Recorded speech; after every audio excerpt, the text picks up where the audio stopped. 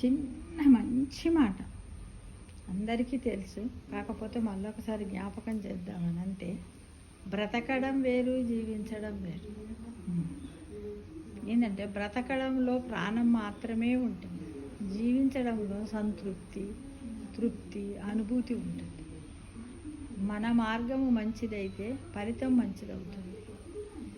అడ్డదారిలో సాధించేది అవమానాలతో అంతమవుతుంది. అడ్డదారిలో సాధించేది అవమానాలతో అంతమవుతుంది. అడ్డదారిలో పోయినట్టయితే కొంతవరకు మనం ఎన్నో ఇబ్బందులను ఎదుర్కొంటాము.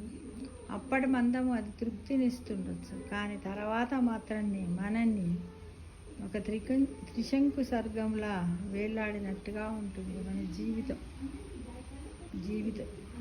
కదా. ప్రాణం ఉంటుంది కానీ జీవితం అంటే ఏంటి, ఇందాక నేను చెప్పాను. జీవించడం అంటే ఏంటి, సంతృప్తి, అనుభూతి. ఆ రెండు మాత్రం ఉండవు ఫ్రెండ్స్.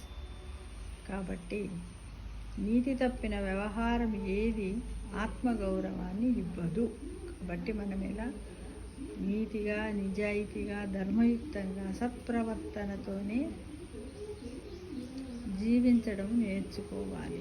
బతకడం ఎలాగో ప్రాణం ఉంటుంది, అది భగవంతుడు ఇచ్చాడు. కాబట్టి జీవించడం అనేది మన చేతుల్లో ఉంది. కాబట్టి మనం అలా మన చుట్టూ వాతావరణాన్ని ఏర్పరచుకొని అలా సంతృప్తిగా బతకడానికి అందరూ కూడా ముందుండాలని ఆశిస్తున్నాం.